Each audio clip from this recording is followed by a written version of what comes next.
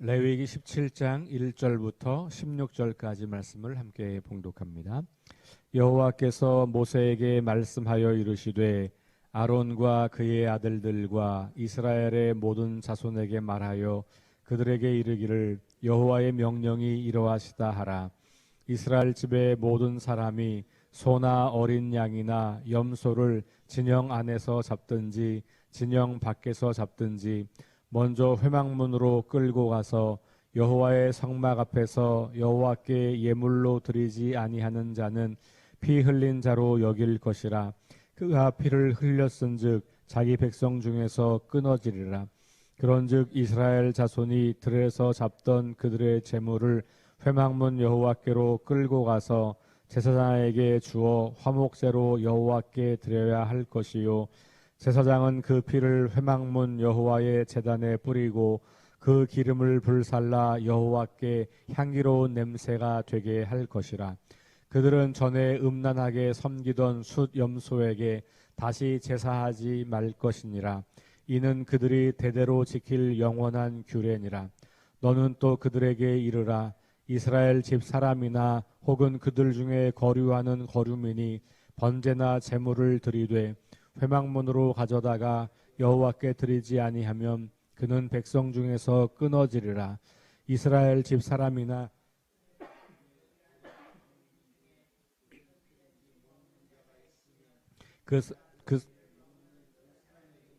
내 얼굴을 대하여 그를 백성 중에서 끊으리니 육체의 생명은 피에 있음이라. 내가 이 피를 너희에게 주어 제단에 뿌려 너희의 생명을 위하여 속죄하게 하였나니 생명이 피에 있으므로 피가 죄를 속하느니라. 그러므로 내가 이스라엘 자손에게 말하기를 너희 중에 아무도 피를 먹지 말며 너희 중에 거류하는 거류민이라도 피를 먹지 말라 하였나니 모든 이스라엘 자손이나 그들 중에 거류하는 거류민이 먹을 만한 짐승이나 새를 사냥하여 잡거든 그것에 피를 흘리고 흙으로 덮을지니라. 모든 생물은 그 피가 생명과 일체라. 그러므로 내가 이스라엘 자손에게 이르기를 너희는 어떤 육체의 피든지 먹지 말라 하였나니 모든 육체의 생명은 그것의 피인즉 그 피를 먹는 모든 자는 끊어지리라. 또 스스로 죽은 것이나 들짐승에게 찢겨 죽은 것을 먹은 모든 자는 본토인이거나 거류민이거나 그의 옷을 빨고 물로 붓물 씻을 것이며 저녁까지 부정하고 그 후에는 정하려니와 그가 빨지 아니하거나 그의 몸을 물로 씻지 아니하면 그가 죄를 담당하리라. 아멘. 17장은 16장까지 나왔던 제사와 관련된 이야기로 시작을 하고 그리고는 피를 먹지 말라고 하는 명령으로 마무리가 되고요. 그리고 이제 18장부터 새로운 이야기가 이제 등장을 하게 되는데 17장을 16장에 붙여서 전반부의 마지막이라고 보는 분도 계시고 17장을 후반부의 시작이다 이렇게 이제 보는 분도 계세요. 그러니까 이건 성경을 연구한 학자들마다 조금씩 관점의 차이가 있는 건데 그것이 뭐 심각한 문제가 있는 건 아니어서 이 레위기 전체를 어떻게 이해하느냐에 대한 신학적 견해에 따라 조금 다르긴 합니다만 어떻게 보든지 관계는 없고 다만 이 17장에 나오는 이 제사와 관련된 이야기가 요게 제의, 다시 말하면 제사를 위해서만 잡는 거냐 아니면 그냥 우리가 이제 쉬경으로 도축을 하는 것이냐 요 차이가 있어요. 어떻게 해석하느냐에 따라서. 왜냐하면 이 본문이 가만히 보니까 짐승을 잡는 것이 성막에 와서 잡는 것만 얘기하는 게 아니고 진영 바깥에서 잡았을 때를 또 이야기해요. 근데 이제 이제까지 앞에서는 제사는 다 가지고 와서 제사장에 가지고 와서 드리는 거였잖아요. 17장에서 보면 진영 바깥에서 잡는 것도 있어요. 제사장이 없는데 자기들끼리 그냥 잡아요. 그리고 거기서 제사를 드려요. 뭐 이런 이야기가 나오니까 이거는 제사만이 아니라 도축을 위한 제사이기도 하지 않을까? 그걸 포함하는 게 아닐까라고 하는 이제 이야기. 그렇게 본다면 먹으려고 도축을 했더라도 그것 중에 일부를 제사장에게 가지고 와서 먼저 제물로 드리는. 특별히 여기 5절에 보니까 화목제라고 나와 있잖아요. 함께 고기를 먹는 그런 제사니까 그렇게 해야 한다. 이렇게 볼 수가 있는 거고, 이거를 도축이 아니고 이것도 다 제사 행위와 관련돼 있는 거다. 그러니까 제사를 목적으로 하는 제사와 관련이 있는 거다. 근데 그럼 왜 진영 밖에서 잡는 거가 나오냐라고 볼 때, 일부 사람들이 제사를 여호와께 성막에 가지고 오지 않고 자기들끼리 그냥 바깥에서 잡아서 드리는 것을 염려했을 수 있다. 왜냐하면 그 전에 예전에 이스라엘이 그렇게 자기들끼리 임의로 짐승을 잡아서 제사를 드렸던 것이 흔적이 성경에 나타나 있거나, 혹은 이방 사람들이 그렇게 제사를 드렸던 것을 염두에 두고 있을 수 있다는 거죠. 그 본문을 오늘 우리 말씀 보면 7절에서 그걸 좀 볼 수 있어요. 7절에 보면 그들은 전에 음란하게 섬기던 숫 염소에게 다시 제사하지 말지니 그랬어요. 여기 이스라엘 백성들이 구약 성경을 보면 몇 군데에서 염소를 잡아서 그 염소를 제물로 드리면서 그들이 신을 섬겼던 그런 흔적들이 있습니다. 근데 이것들이 이방 사람들이 했던 풍습이거든요. 그걸 이스라엘 백성들이 보고 배웠던 것 같아요. 그래서 일부에서 그런 일들이 벌어진 거죠. 그러니까 오늘 말씀을 진영 바깥에서 잡는 것이라 하더라도 이것이 하나님께 제사를 드리기 위해서 잡는 경우로 한정할 수도 있다. 이 두 가지 의견이 매우 팽팽합니다. 이 신학자들 사이에서는. 그러니까 이 두 가지를 어느 쪽으로 보더라도 핵심은 뭐냐? 하나님 한 분께 예배하는 것. 이게 핵심이에요. 그러니까 이걸 진영 안에서 드리든 진영 바깥에서 잡아서 드리든 핵심은 하나님 한 분만이 우리가 예배할 대상이다 라고 하는 것을 강조하는 거예요. 그러니까 여기 예배할 때 레위기가 자주 그렇습니다만 17장 1절부터 2절에 보면 하나님께서 여호와께서 모세에게 말씀하여 이르시되, 그러면서 아론과 그의 아들들과 이스라엘의 모든 자손에게 말하여 그들에게 이르기를 여호와의 명령이 이러하니라. 그러니까 하나님이 어떤 분이냐 하면 명령하시는 분이에요. 그걸 뒤집으면 이스라엘 백성들은 그 명령에 복종해야 하는 대상인 거예요. 순종하는 대상인 거죠. 그 이유는 뭐냐 하면 하나님이 유일한 하나님이시기 때문에 그런 거예요. 하나님이 유일한 구원자이시기 때문에 그런 거고, 하나님이 우리를 구원하신 분이라고 하는 고백이 여기에 담겨 있는 거죠. 그러니까 하나님 아닌 다른 신들의 명령을 듣거나 하나님 아닌 다른 신들에게 제사를 드리는 것은 마땅하지 않은 것이다 라고 하는 게 기본 전제로 깔려 있는 거예요. 그러니까 우리가 명령이 나오고 복종, 순종이 나와서 이걸 강제 의무라고 자꾸 생각하는데 그렇지 않다는 거예요. 하나님께서 우리에게 주시는 이 명령의 핵심은 내가 너희를 구원하였고 너희는 내 백성이 되었고, 그러니까 새로운 언약 관계에 들어왔기 때문에, 다시 말하면 하나님께서 우리의 창조자요 구원자라고 하는 고백이 있기 때문에 이 명령이 가능한 것이에요. 이 고백을 따르지 않는 사람들에게는 이게 진짜 무거운 짐에 불과한 것이지만, 이 구원의 감격을 가지고 있는 사람에게는 이게 단어는 명령이지만 그게 명령이 아니고 내가 살 길인 거예요. 하나님 백성답게 살 길을 보여주시는 거죠. 그러니까 이제 이 뒤에 18장 이후에 나오는 많은 이야기들은 일상의 삶에서 우리가 어떻게 그러면 하나님 백성으로 살아갈 건가, 그 이야기를 이제 하는 거거든요. 그러니까 일상 속에서 어떻게 하나님을 왕으로 모시고, 어떻게 하나님을 구원자로 고백하고, 어떻게 내가 하나님 나라 백성으로 살아갈 것인가, 그 이야기가 이제 후반부 이야기거든요. 16장까지를 전반부로 보고 17장부터를 후반으로 본다면 17장에 나오는 이런 이제 제사 이야기도 제사 목적이긴 하지만 앞부분은 제사를 위해서 성막으로 가지고 왔던 이야기라면 이 17장의 제사 이야기는 일상, 진영 밖에서도 이루어지는 그런 것들을 포함하고 있기 때문에 그럼에도 불구하고 그것이 이스라엘 백성들의 제사 이야기이긴 하지만 일상 속에서 드려지는 것과 연결이 되고 있는 거죠. 그래서 17장이 16장을 마무리하면서도 18장으로 연결하는 이런 중간 역할, 고리 역할을 할 수 있다라고 보는 겁니다. 핵심은 다시 말씀드립니다. 하나님이 우리의 유일한 구원자시고 유일한 왕이시고 우리의 창조자이시기 때문에 그 하나님 한 분만 예배의 대상이 된다라고 하는 것을 강조하고 있는 거예요.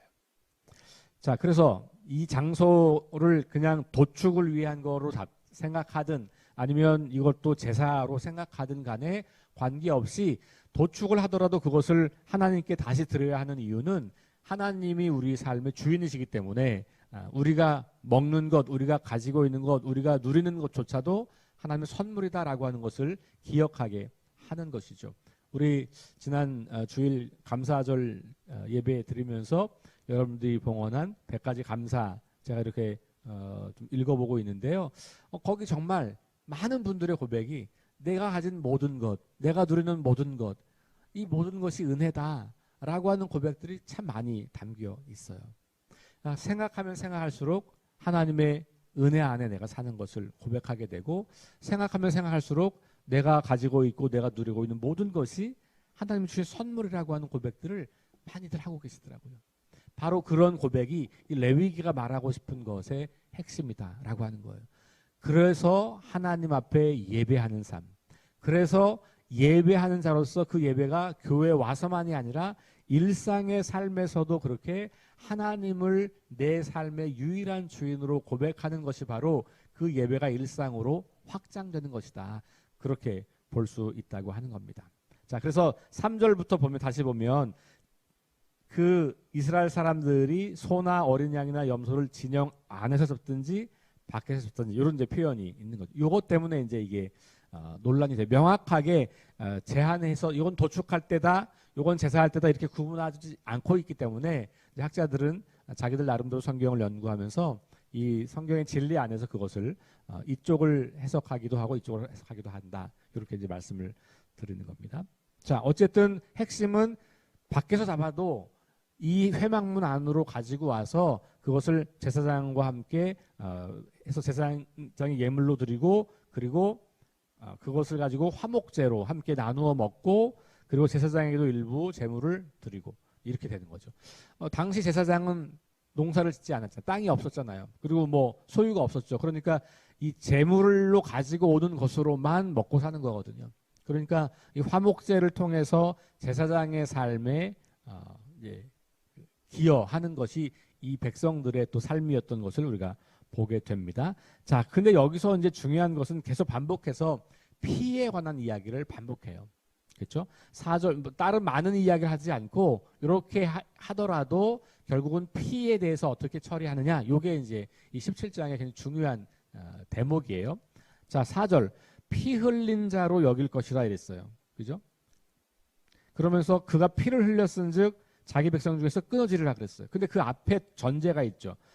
자, 바깥에서 잡든 안에서 잡든 회막문으로 끌고 가서 여호와의 성막 앞에서 여호와께 예물로 드리지 아니하면 그러면 이게 이 피가 흘린 것이 자기의 생명을 앗아가는 것이 된다. 왜냐하면 이 피가 생명을 상징하기 때문에 그런 거고 그래서 이 피를 함부로 아무렇게나 흘려버리게 되면 생명을 빼앗은 것. 이게 근데 보세요. 이거 지금 사람 생명, 사람의 피를 흘린 건가요? 짐승의 피를 흘린 건가요? 짐승의 피를 흘린 거예요. 그럼에도 불구하고 이 시대에는 짐승의 피도 함부로 흘리면 그것을 죽을 죄로 본 거예요. 왜냐하면 그 피는 생명이니까. 이걸 이제 이 제의적인 맥락을 좀 떠나서 확장해서 우리 일상의 삶에서 함부로 짐승을 잡아서 피를 흘리면 끊어진다, 생명이 끊어진다 이렇게까지 확장할 수 있는 거잖아요. 그럼 오늘날 우리가 볼 때 하나님은 얼마나 생명을 귀하게 여기시는가를 볼 수 있어요. 사람만이 아니라 모든 생명들을 귀하게 여기신다는 것을 보게 되죠. 그러므로 우리 지금도 피를 흘린다고 하는 표현이 관용적으로 사람의 생명을 해친다 혹은 어떤 생명을 해친다라고 쓰이잖아요. 그죠? 피를 흘렸어, 뭐 피를 흘리게 했어, 피를 봤어, 이런 표현들이 생명을 해치는 것과 관련이 있단 말이에요. 그러니까 오늘날 우리가 이것을 아주 널리 확장해서 본다면 하나님이 주신 생명을 함부로 여기는 것, 그것 모두가 하나님이 굉장히 싫어하는 거다라고 하는 것을 보게 돼요. 하물며 동물의 피까지도 이렇게 보신다면 하물며 사람들은 어떻겠는가. 그러므로 여러분, 우리가 사람들을 함부로 대하는 것이야말로 매우 큰 문제일 수 있어요. 예수님께서 산상설교에서 살인하지 말라라고 하는 계명을 너희가 들었으나 나는 너희에게 말한다. 형제에게 바보라고 말하면 그게 살인하는 거다. 예수님이 이 레위기 말씀을, 이 피를 흘리면 안 된다고 하는 말씀을 예수님이 해석했다면 똑같이 해석했을 거라고 생각해요. 그러니까 하나님께서 우리에게 피를 먹지 말라고 했고 그 다음에 그 피를 함부로 흘려버리지 말라고 했던 것은 생명, 이 피가 생명이기 때문에 생명이 얼마나 귀한 것인지를 우리에게 들려주는 거죠. 자, 그렇다고 문자적으로 우리가 피를 그렇게 하는 게 아니에요. 그죠? 여러분 지금 우리 다 피 먹잖아요. 만약 우리가 레위기를 문자적으로 이해하면 우리 다 이미 수백 번 수천 번 죽었어요. 죽었어야 해요. 피를 먹으면 죽는다. 나왔단 말이에요. 그렇죠? 네. 여기 14절도 나오잖아요. 14절 마지막 피를 먹는 모든 자는 끊어지리라. 계속해서 여기는 피 자체를 말하고 있지만 그러나 오늘날 우리에게 이것은 피라고 하는 문자적인 피가 아니라 뭐예요? 생명을 소중히 여기는 것과 관련이 있다. 모든 생명을 상징하는 것이 피라는 거고, 그러므로 동물의 피든 사람의 피든 피를 함부로 흘리는, 다시 말하면 동물이나 사람을 함부로 대하는 것은 마땅하지 않다라고 하는 것을 우리가 보게 됩니다. 그럼 왜 동물이 그럴까? 동물도 마찬가지로 하나님의 피조물이기 때문에 그런 거예요. 하나님이 지으신 모든 것은 하나님의 손길이 담겨 있는 것이니까 우리가 동물조차도 함부로 할 수 없다. 물론 하나님께서는 우리 창조의 섭리 안에서 우리 인간의 생명을 위해서 동물을 먹을 수 있는 그렇게 허락을 하셨죠. 처음 에덴 동산은 그렇지 않았어요. 에덴 동산은 초식만 허용했죠. 나중에 이 동물들을 먹는 것을 허용하셨단 말이죠. 그래서 우리가 지금 동물을 먹긴 합니다만 어쨌든 이 기본적인 맥락은 생명이 얼마나 소중한 것인가를 우리에게 말해주고 있어서 이 당시 이스라엘 백성들에게는 짐승을 함부로 잡고 피를 함부로 흘리는 것 자체를 굉장히 중요한 문제로 다루었다. 이렇게 볼 수가 있는 겁니다. 자, 5절로 넘어갈게요. 그런즉 이스라엘 자손이 들에서 잡던 그들의 재물을 회막문 여호와께로 끌고 가서 제사장에게 주어 화목제로 여호와께 드려야 할 것이다. 이렇게 말을 했고, 6절 제사장은 그 피를 회막문 여호와의 제단에 뿌리고, 그러니까 이제 이 피를 뿌린다고 하는 것은 피를 함부로 버리는 게 아니고 이 피를 가지고 성막을 깨끗하게 하고다 정결하게 하는 그런 일들을, 혹은 그 생명을 하나님께 드리는 이런 행위를 상징적으로 하는 것을 우리가 보게 됩니다. 그리고 이 피는 제사장이 다 처리를 하도록 그렇게 되어 있는 것이죠. 자, 7절 말씀 아까 잠깐 언급했습니다만 그들은 전에 음란하게 섬기던 숫 염소에게 다시 제사하지 말 것이다. 이 말씀이 바로 이 피를 버리지 말라, 또 바깥에서 잡은 것은 반드시 가지고 와서 화목제로 제사장에게 드려야 된다라고 하는 것과 연결되는 것을 보고 있다면 이스라엘 백성들이 진 밖에서 재물을 잡아서 자기들 마음대로 우상신에게 예배했던 풍속을 다시 언급하는 것이라고 보는 것은 타당하다라고 저는 봐요. 그러니까 하나님 아닌 다른 대상에게 예배를 하기 위해서, 제사하기 위해서 짐승을 잡아서 그 피를 자기들 마음대로 처리했던 것, 이런 것들을 언급한 거니까 결국 핵심은 하나님 아닌 다른 것을 섬겼던 그 이야기를 언급하면서 일상의 삶에서도, 다시 말하면 교회에 와서 이들이 성막에 와서 제사를 드릴 때는 하나님을 섬기는 것처럼 보이지만 일상의 삶에서는 모르게 그냥 자기들끼리 짐승 잡아서 또 다른 신을 섬기는 이런 이중적인 모습을 고발하는 것이죠. 그러니까 오늘 우리도 똑같아요. 주일날 혹은 교회에 와서 예배할 때 하나님을 예배하는 것 같지만 일상의 삶에서는 하나님이 아닌 다른 것을 섬기며 살아갈 수도 있다는 거예요. 그걸 우리는 이 말씀을 통해서 경고하는 것이죠. 핵심은 뭐라고요? 하나님이 내 삶의 주인, 유일한 구원자. 그러면 내가 하나님보다 더 의지하는 것 있다면, 하나님보다 더 세다고 생각하는 게 있다면, 하나님보다 더 귀하게 여기는 게 있다면, 의식적이든 무의식적이든 그것이 바로 숫 염소를 가지고 음란하게 섬기던 것과 같다는 거예요. 왜 음란해요? 두 주인을 섬기기 때문에 음란한 거예요. 우상을 섬긴다는 게 왜 음란하냐? 여기에 음란한 행위가 있어서라고 하기보다 구약 성경은 우상 숭배를 음란하다고 말하잖아요. 왜 그럴까요? 그것은 두 주인을 섬기기 때문에 그런 거예요. 그러니까 예수님도 두 주인을 섬길 수 없다 이렇게 말씀하시잖아요. 그게 음란 자체예요.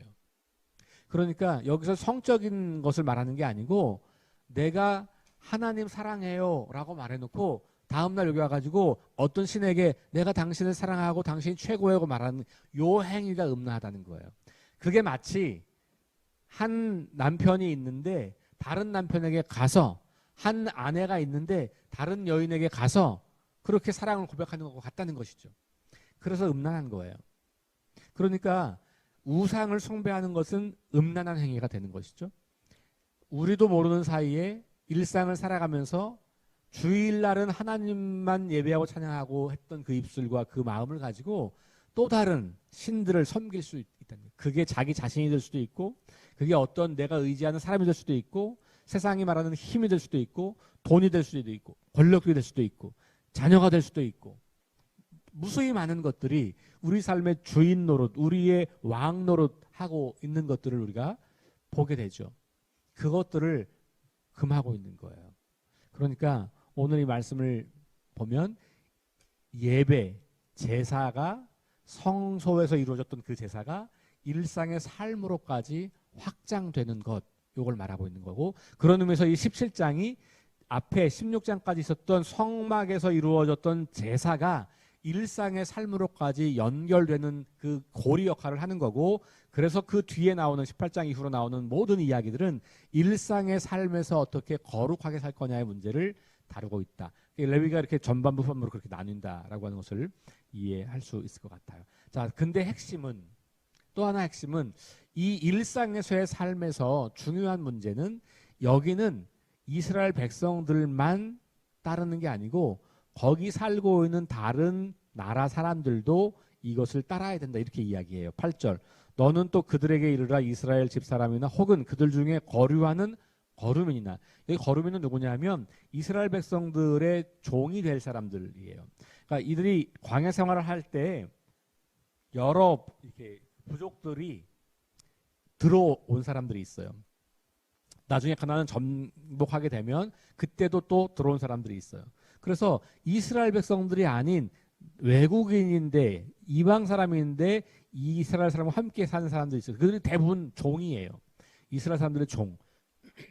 그 종들이 다 외국인, 지금 우리로 말하면 외국인 노동자들인 거예요. 혹은 난민들인 거예요. 이런 사람들이 우리 가운데 있어요. 글쎄 이 시대에 얼마나 많은 사람이 있는지 모르겠으나 레위기는 분명 이스라엘 백성들 가운데 거류민들이 있다고 말하고 그 거류민들도 이걸 지켜야 된다라고 이야기하는 거예요. 다시 말하면 이 거류민조차도 이스라엘 백성들과 함께 살아가는 동안에는 그들도 하나님을 유일한 하나님으로 모시고 살아갈 수밖에 없는 그런 삶의 모습을 우리에게 보여주고 있는 거고, 동일하게 생명을 존중하며 살아야 한다는 것을 강조하고 있다라고 볼 수 있어요. 10절 이하에도 마찬가지 거류민 중에 똑같이 피를 먹으면 안 된다, 이런 얘기가 나와요. 그래서 피를 먹지 말라고 하는 문제는 이스라엘 백성만이 아니라 모든 사람이 확장된 거다.